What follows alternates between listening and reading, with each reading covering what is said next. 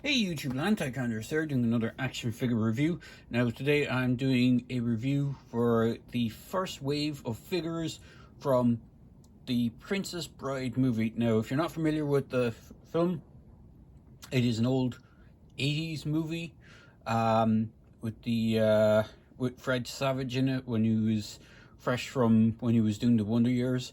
Now the Wonder Years is a new series, but it's actually an old series, if you know what I mean. The Wonder Years is actually an old 80s TV series, but which has been recently rebooted on Disney, I think. I'm not sure if it's on Disney Direct or it's on the, what's the crowd that they have? Stars, I think it might be on that. But there is a new version of the Wonder Years, and it's I haven't seen any of it, so I don't know how it correlates to the original. Well, that's getting off track. The film that these figures are based on. Now I'm going to go through the boxes first because there's 4 figures in total. 3 being in the standard boxes, these ones. And then, as you can see, this is the one for Fezzik, who is played by Andre the Giant. Now, I do have one of his accessories still in the box because I didn't want to lose it. It's a peanut. He comes with a peanut and he comes with a big boulder. So he comes with 2 accessories, one of which is fairly small, which I didn't want to lose. So The Princess Bride is a swashbuckling adventure love story, basically. Being narrated by, I want to say the actor's name, which I can't at the moment, is completely slipped my mind, but he's the guy that played Columbo in the TV series. And as you can see on the back of the box, you have the main character that is in the box as the main picture at the front, and then other figures in the box, or other figures in the wave that are available. So there's the Dread Pirate Roberts, Inigo Montoya, Princess Buttercup, and Fezzik. McFarlane did recently announce a Wave 2, which has 2 new figures and some retools. So I'll mention that when I get onto the figures. So the box for Inigo Montoya is pretty much the same. You have this kind of fantasy style based artwork on the back of the packaging behind the figure. Again, as I said, the main character for each figure is highlighted on the portrait in the back of the box. Now, unlike what McFarlane has done with with the DC Multiverse line, where he started using action figure images for the kind of, the artwork on the figures, on the boxes. In fact, this might be a bad one. Yeah. I have the Flashpoint Batman box off to the side there, but that still uses the comic book art. At one point, he was using comic book art for the trading cards and stuff like that, and then he switched to action figure photography. Unlike action figure photography, you actually have images of the characters from the film. So for Inigo, you have a picture of him pointing his sword. Princess Buttercup in the red dress, which I think is the first the dress you get to see her in first after kind of the opening credits. It's when she's riding along on her horse. You see her in the red dress, and there's a second figure which is called the blue dress figure, which is in the next wave, which is coming out. And so it isn't the same figure just painted in blue. It is actually a retooled or completely different figure, but we'll get into that when I get to the figures. So again, Princess Buttercup is the prominent picture on the front or on the back of the box for this one, and then you have the other characters in the waves. And again, on the side of the boxes, you actually have the character names as well. So on one side you just have the Princess Bride logo, and on the right hand side is the name of the character. So if you were to have them all on the shelf, to have them all lined up, and then the final box is for the Dread Pirate Roberts, and again you have a picture of him on the box in the center of the box, and then the other characters on the side. So we'll get all the figures set up. each one of them do come with a display base, but I'm only going to take one of the display bases out of the boxes because they're essentially all the same base. So I'm going to get those all set up and then we'll get cracking into the figures. And here we have all the figures outside of the packaging. Now, out of all the figures, Physique, or the Andre the Giant figure, is the one with the most accessories. All the others are fairly minimalistic on their accessories. In fact, Princess Buttercup herself has actually 0 accessories, and I think the reason being is that for a interesting change up, McFarlane actually went with a soft goods clothing for her, so it is different. But we'll go with the Dread Pirate Roberts first. So this is the one of the main heroes main hero characters of the movie, even though he's called a pirate. But if you've seen the movie, I mean, the film is nearly, what, 30 odd years old, if not more, 40 nearly. You'll know the story of it. So he comes with one accessory, which is his sword. He does have a scabbard for the sword, which is in traditional McFarlane style, where it's actually hollow on the opposite side. It's not complete covered. It is pegged in. It does seem to rotate around, which is a good thing. Now, the one thing I will say about it is if you keep the sword stored in the actual sheath, it will actually bend and warp the sword. So depending on which way you want to display this guy, you might be best off having the sword out of being held in his hand. He only has the one gripping hand. His other hand is a more open hand, which is kind of similar across the board with all the characters in this wave. You have a grand total of like one grip hand per figure, and then a kind of more open gesturing hand. So detailing wise, he's actually not too bad. If I just bring him up closer to the camera there, it's actually not bad. I know McFarlane can be fairly hit or miss with the facial sculpting on some of the figures. I think, unlike some of the other toy companies out there, I think McFarlane still does the whole tradition of sculpting. I don't think they use laser printing or the photoreal on these figures. I think they still might actually be sculpting figures. So for articulation, his arms can rotate all the way up like this. They do have that kind of weird butterfly joint type thing in the shoulder. He can rotate all around. He has a swivel at the bicep. His head is on a ball joint, so you get a good range of movement.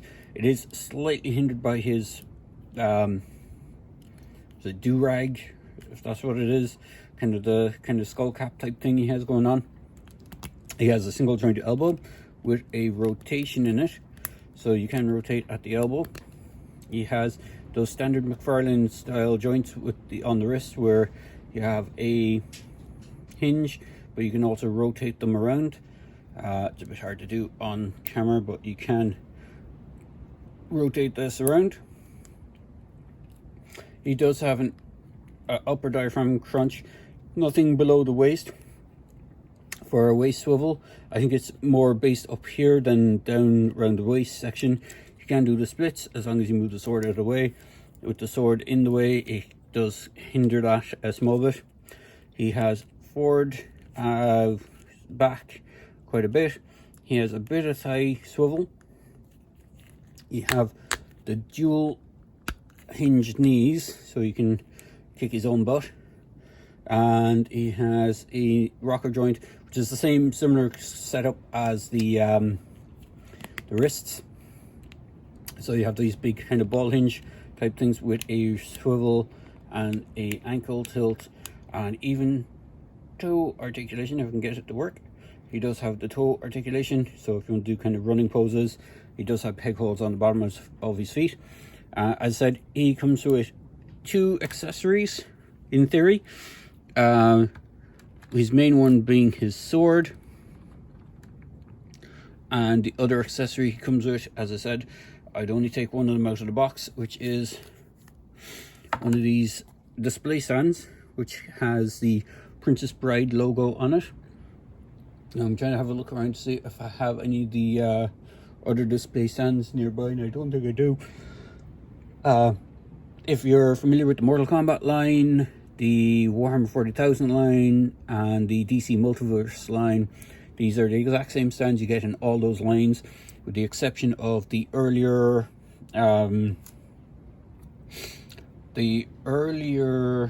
Fortnite line, I think, had different stands. I'm not sure if the current ones actually went back to using these. I haven't picked up any of the kind of more modern versions of the or the more recent McFarlane versions, so there is that. Now these guys can be a little bit tricky to stand. You have to get that kind of sweet spot for them to stand.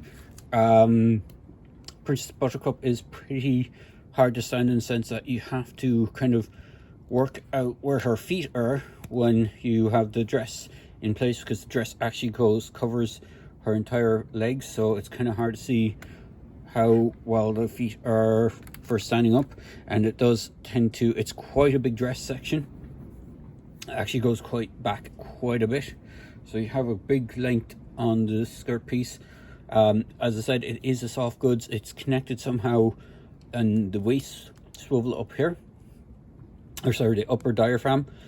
This upper piece on her body seems to be kind of a more rubbery piece as well, so there is that. She does have all the other standard articulation, so she can rotate her hands. She has the upper bicep swivel. She actually has dual jointed elbows instead of the single jointed. She doesn't have the elbows bend which Dread Pirate Roberts has because of the way the costume is designed. She still has those rocker joints. It's a little bit harder to manipulate on her because her hands are so small, but it's essentially the same joint. As you can see, this one is actually on the in and out position, and this one is up and down. You can kick forward with the leg, you can kick back with the leg. In fact, if I pull the dress up, you can see they actually went all the way and sculpted leggings for her. She has this kind of diaper crotch thing going on. You can see the torso joint as well. So the torso isn't a full torso joint, but she actually has all this kind of sculpted detail under the robe, which is kind of nice. So it's like big red boots, which even has like stitching going down the sides, which you could have just left completely plain and blank because you don't really see them when the dress is in place. But it is a nod to McFarlane to actually go ahead and do all that articulation. In fact, as I said, she even has the double jointed knees, so she can get some really good range of posing. What is interesting now, I don't have it. Like when you first see her in, well, actually I don't think when you first see her, like when you see her later on in the movie when she's wearing this dress, she's actually riding a horse, and I was hoping to try and pick up the McFarlane DC Multiverse Build-A-Horse that they released as part of the Dark Knight Returns line to see if it would fit her, but unfortunately I don't have that. Head sculpt is quite nice. She has that kind of Maid Marian style kind of, you know, medieval hair dress type thing going on, which is accurate to the movie. Her head is a little bit hindered just because of the sculpt on the head. The hair is fairly solid piece, so it does hinder her head movement. Now, with a lot of these figures, in fact with all of these figures, more so on Princess Buttercup here, and you'll see it with Inigo and with Physique, they all have this side eye thing going on. So if I just bring her in a bit closer, you can see her eyes are looking off to the left here. For Dread Pirate Roberts, his isn't as bad as some of the others. You could almost get him to be looking straight ahead. Inigo is also looking off to the left, and I think Physique also actually looking to the right. No, they're all looking to the left for some reason. So I thought one of them was actually looking to the right, but they are all looking to the left. So there's that. One thing I should note about Physique as well, which is hilarious, is he comes with a tiny stand that all the others come with. And it's an issue that I had with the They've done this with the mega figures for the Spawn line, which is the Violator mega figure. Comes with a tiny base. He has a massive, he doesn't have a big footprint, but he does have, like, he's a huge, heavy, chunky figure. He comes with a tiny base this size. So it is funny to note that. Getting on to Inigo. My name is Inigo Montoya. You have killed my father. Prepare to die. He has his trademark sword. Now, unlike the Dread Pirate, Roberts, he does not actually have anywhere for storing his sword. And as you can see, the blade is actually slightly warped. It's a very soft, kind of pliable, rubbery material, so it does tend to get moved out of place and kind of moved around. It is easy enough to get in their hands. It is interesting to note that this kind of front piece is a separate, or this blade guard is a bit of a separate piece, unlike the other one. It's all one piece. He does have, as I said, one grip hand, which he has his sword in, and then he has a kind of more gesturing hand, so you can kind of get him in a kind of more dueling position. A lot of the sword sequences in this, as I said, is the swashbuckling kind of duel style fight sequences, so you have that. Again, he has all the same articulation. Arm can rotate all around, can rotate up that much, has the bicep swivel, has the dual jointed elbows, has that rocker or that standard kind of joint on the wrist, can rotate the wrist around. His diaphragm has he does actually have a diaphragm joint, but because of the way his tunic is designed, it doesn't give him much range of movement. It is a slightly rubber piece on the front. He can crunch a small bit, but he can't really crunch back too much. Head is on a ball joint. You get some great range of movement on him, even though he has the kind of longer hair. Doesn't really get in his way too much. Again, his tunic does kind of hinder a small bit of his forward and back movement on his legs. He does have the dual jointed knees. He does have the boots, or the rocker ankle, the forward kick on the little toe heel, or the front of the boot. And overall, he was actually the main figure I wanted in this line, but one of the local toy companies here was doing a deal on all the figures in the wave. So out of this entire wave, the Physique and Andre designed and the Inigo figure were the two I wanted to get, because he has the most notable quote from the film. There's a good lot of quoting of lines quoted in the movie. Inigo's is one of the most familiar ones, and then the other one is his compadre, which I can never remember his name. I think he's supposed to be Italian, and he's the guy that goes inconceivable. So you have that as well, and he is going to be part of the second wave figures. So as mentioned previously, Princess Buttercup has a blue figure coming out. Inigo has a bloodied variant with, I think, a torn sleeve on his left arm, and he's covered in blood. Similar with the Dread Pirate, he has an unmasked head with a torn uniform. So they are retools, but a reuse of existing parts. And then you have the leader of the gang, which again I can't remember his name, but he is coming out. And then onto Andre the Giant. So as I said, he comes with the most accessories of the line. So he comes with this, I'm not sure if you can even see this. He comes with this tiny peanut, which I do not think he can hold, really, unless you just rotate his hand and just have him holding it in his hand like that. He does hold his other accessory a little bit better, which is the big boulder. Now, as far as I know, there's supposed to be one area where he's kind of supposed to be able to get it wedged into his hand better than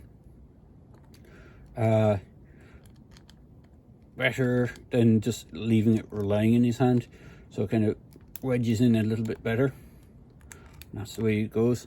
So you can hold the rock that way, and you can look like he's about to throw it. Articulation wise, he's quite articulated, just like the rest of the line. he does have the peg holes on the bottom of his feet because he does come with the dinky little stand. We'll just get Inigo to stand here. So if I put the stand on him, sorry, I'm gonna just do this quickly off screen. Hopefully it won't break the peg. So you can see how tiny that stand, doesn't even cover both feet, just sits there, and it does its job, but it just looks ridiculous on him. It would have been nicer if they matched the stand to his feet width. It would have been nicer if they did that. He's actually quite nicely painted. You have this kind of purple and dark purple and lighter purple pants going on. I think out of all of them, he actually has quite a bit of paint deco going on. He even has the giant 5 o'clock shadow on his face. Now, it doesn't look as bad on camera, but it's actually quite darker in person. I think mileage may vary on these depending on how you buy them. I think the 5 o'clock shadows could be different, lighter on some, darker on others. He also has like this dark undershadow thing going around his eyes. His hair is actually a separate piece, but it's glued in place. His head can rotate around. He can do a slight up and down with his head and slight tilt. He does have the joint to move his arm all the way around. Now, unlike the others, he doesn't have the upper bicep swivel. He actually has a single jointed elbow. Actually, I'll do it with the one that's already turned. So he has a single jointed elbow, and it has a rotation. His hands do have the rotation and the hinge. Now, unlike the others, the hinges on his hands are a bit unsightly, because if you move them in certain directions, you have this kind of big section kind of poking out through his wrist. But they do rotate, so they don't have the ball joint like the other ones. Same with his feet. His feet do not have the ball joint like the others. He just has a hinge, and I don't think there is a rotation on it as well. Now, you may be thinking he has a boot swivel, which he does, but this boot swivel also acts as the hinge for his knee. So it's kind of a weird system where he has these big giant knees, and his legs can do the splits, but again, his tunic does get in the way. He can kind of kick forward, not too much, kick back. His hip articulation isn't the best, but he does have the front toe articulation thing going on as well. But out of all of them, he has the biggest kind of, he is Andre the Giant, so likeness to Andre isn't that bad. He actually looks quite good. And out of all of them, he has the biggest kind of, what would you say, he's the biggest kind of presence on the table, because he is like the bigger of the figures. So it is interesting to see these figures coming out. I don't think there's ever been a figure line before for the Princess Bride. So these are, I think, don't quote me, but I'm pretty sure these are completely new. They are pretty good. If you're a fan of the film, they are really good.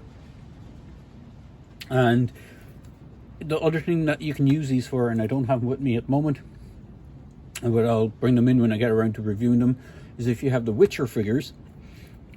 These guys could make great background characters for Witcher diorama shots, because they have that kind of they have that medieval look to them. So you could easily cross over these guys with Witcher, or with the Witcher 3, or even the movie or the Netflix TV Witcher films that the Netflix TV series that McFarlane are making figures for.